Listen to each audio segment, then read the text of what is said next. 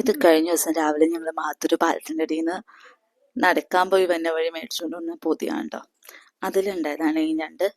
ജമൻ്റെ നല്ല വലിയ ഞണ്ടായിരുന്നേ. ഞാൻ ഒന്ന് കൈയൊക്കെ വെച്ച് നോക്കിയതാ. കാലിന് തന്നെ എൻ്റെ കൈയുടെ അത്ര, കൈപ്പത്തിയുടെ അത്ര ഉണ്ടായിരുന്നു. ഞാൻ ആദ്യമായിട്ടാണ് കേട്ടോ ഇത്ര ജമൻ്റെ ഞണ്ടിനെ വാങ്ങിക്കുന്നത്. ഇത്തിരി ഡ്രസ്സ് ചെയ്യാനായിട്ട് ഇത്തിരി പാടുപെട്ടു. കാരണം കല്ലും കൊണ്ട് ഇടിച്ചിട്ട് പോലും അതിൻ്റെ എല്ലൊന്നും പൊടിയാനുണ്ടായില്ല. പിന്നെ ഞാൻ അമ്മിക്കല്ലൊക്കെ ഇട്ട് ചതച്ചാണ് പൊട്ടിച്ചത്. മാംസമൊക്കെ എടുത്തത് ജമണ്ടനായിരുന്നു കേട്ടോ. നല്ല ടേസ്റ്റ് ആയിരുന്നു.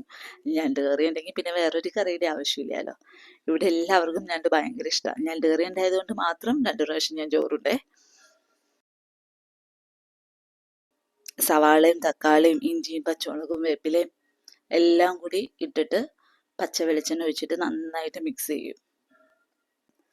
പിന്നെ കുറച്ച് ഏലക്ക, പട്ട, ഗ്രാമ്പൂ ഇതൊക്കെ ഒന്ന് ചതച്ചിടും. കുരുമുളക് പൊടിയാണ് കേട്ടോ കൂടുതൽ ഇടാറ്. ഇതെല്ലാം പിന്നെ വാളംപുളി ഇടും. ഇതെല്ലാം കൂടി നന്നായിട്ട് തിരുമ്മിയിട്ട് ഒരു 10, 15, 20 മിനിറ്റ് കഴിഞ്ഞിട്ട് ഞാൻ വെക്കാറുള്ളൂ. അത് ഇവിടെ വന്നിട്ടാട്ടോ. ഇവിടെ അമ്മ എങ്ങനെയാണ് വെക്കാറ്. നല്ല അടിപൊളി ടേസ്റ്റാ. ഡാമിക്കുട്ടിനൊക്കെ ഞണ്ടെന്ന് പറഞ്ഞാൽ ജീവനാണേ.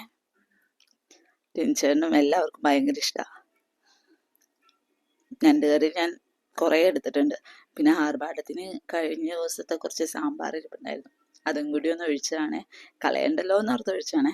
അപ്പം അത്രേ ഉള്ളൂ. Thank you.